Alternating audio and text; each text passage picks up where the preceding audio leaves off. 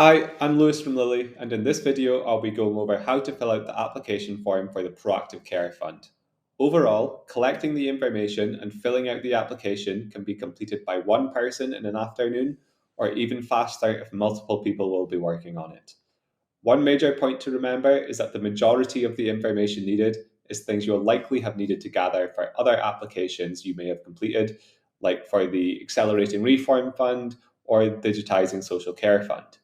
This means that you can easily copy and paste the information into our application form. The first section of the form is applicant information. This is just basic information about the person who is applying and who they are applying on behalf of. The question to take note of in this section is question 7, which is, are you applying as a sole organisation or part of a consortium? This is for organizations who are interested in applying in partnership with a partner organization. For example, you may be a member of Council A and would like to apply in partnership with Council B, but not through the ICB or ICS you're a part of. This is where you would fill in this box. Section 2 is the purpose section. This is where you will outline all of the challenges your organization may be facing and what you hope to achieve with remote monitoring. All of the questions have a 250-word limit, but please note that there is no minimum requirement. Question 1 is focused on the challenges facing your organization and the caregivers, and question 2 is focused on the challenges faced by people needing care. No matter how silly you may think the challenges may be, please feel free to put them down. For question 3, when we talk about the impacts you would like to see, what we are talking about is measurable outcomes. For example, a reduction in number of people being readmitted to hospital. A range of outcomes that consider frontline staff, care receivers, or even the council itself will make a strong answer here.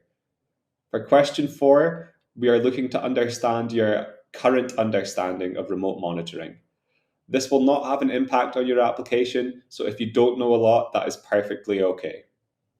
And for the last question, we would like to understand what barriers may stop a successful program and what actions would need to be taken to overcome those barriers. Section 3 is the background and project management section. Before completing this, you should read Section 5 of the PCF support doc, as it contains our proposed project delivery plan. The first two questions are focused on your previous experience, with the second being focused on your current referral process for tech. We are interested to see the steps involved in your current process and who is responsible for what. If you do have any diagrams of this to hand, you can use these in lieu of typing it all up.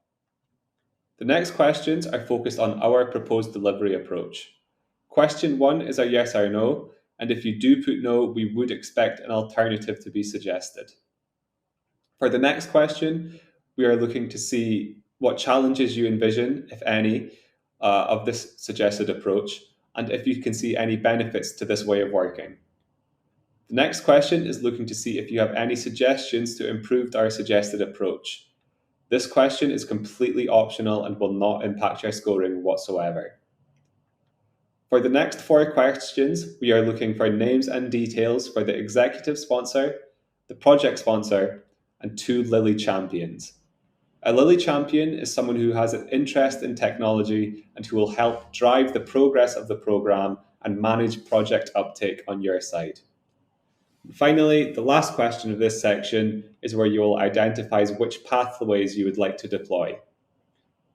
The number of licenses should match with your commercial submission, which I will cover in just a bit, and it should be noted that you can choose as many or few pathways as you would like. The number of pathways chosen will not impact the result of the application. Section 4 is data and insight. This is where you will outline how you will provide the data needed to measure program success.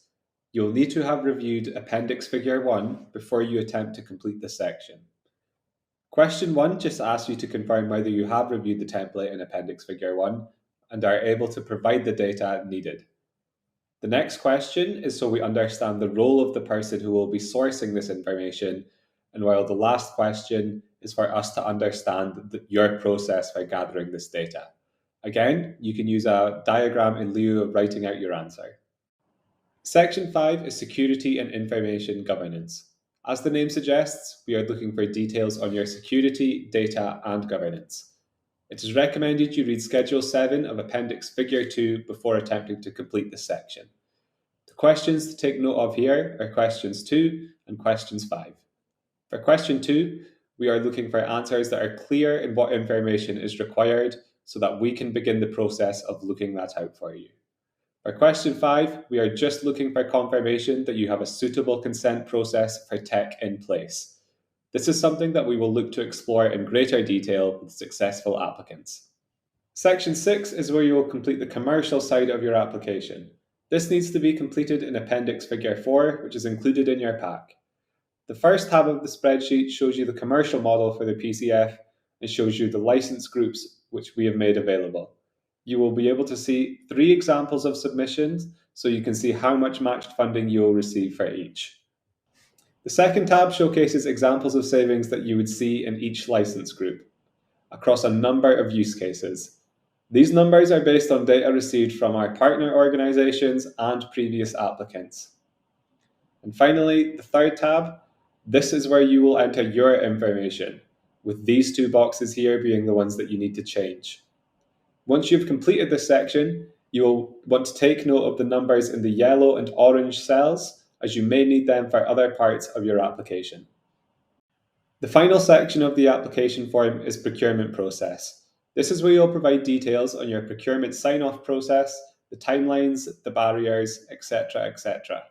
You'll need to review Appendix Figure 2 before completing this section. The major questions to consider here are questions 3 and questions 5. For questions 3, you should consider whether your answers in section 6 may impact the procurement process in any way. If it does, this is where you would state that what impact the value you are applying for will have. For question 5, the important information to include is what job roles are involved at each stage, the timelines for each stage, and any limitations of the process. Like with the other questions, you can use a diagram here instead. And finally, the last questions on the application form will ask you to confirm acceptance of the below insurance.